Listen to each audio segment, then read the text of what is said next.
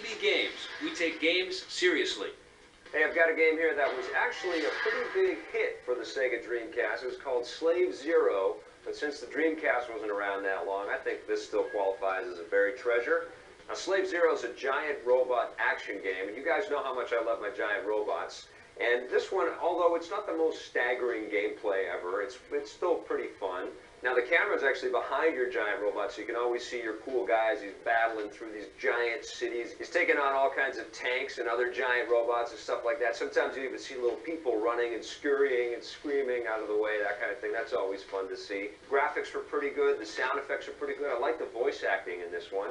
If you're looking for, a decent giant robot action title, go check it out. It's called Slave Zero for the Dreamcast, also for the PC. It's a lot of fun.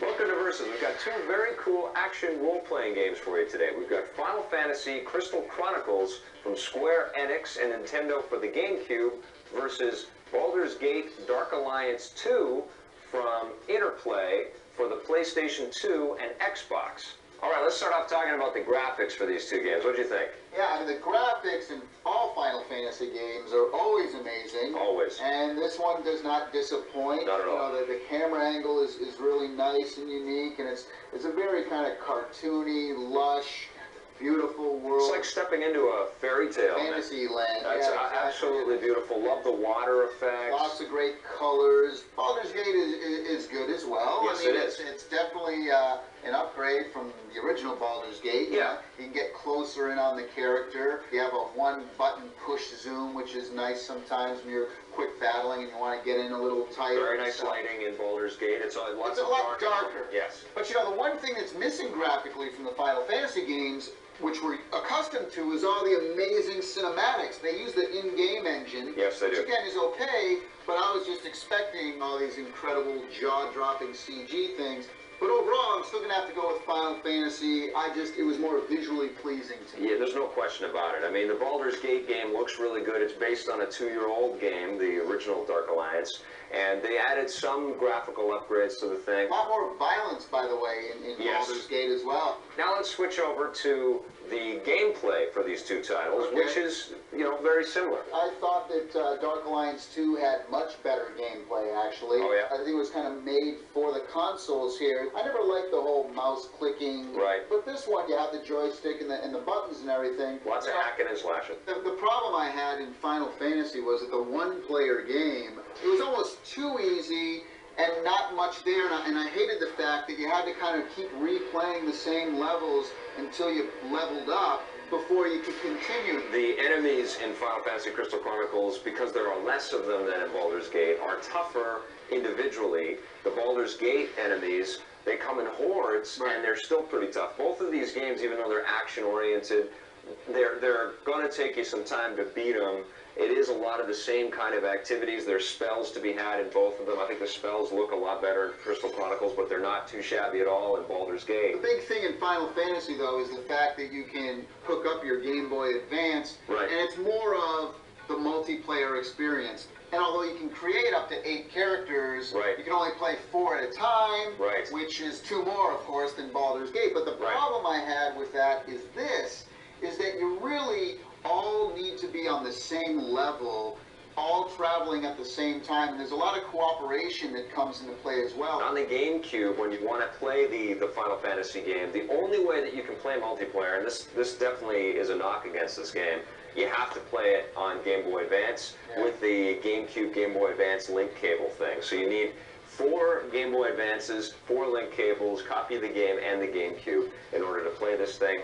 It's just really pathetic that you are forced into this situation. You should be able to just pick up the controllers and jump in. Especially when there's 4 controller ports. I still like Final Fantasy Crystal Chronicles. The gameplay of that one was very cool. I like the gameplay in Baldur's Gate. What about the audio for these two titles? Square has always been known for their great musical scores. Beautiful music. And this one doesn't disappoint. I think it matches, this great fantasy land vibe that they got going on there. Yes.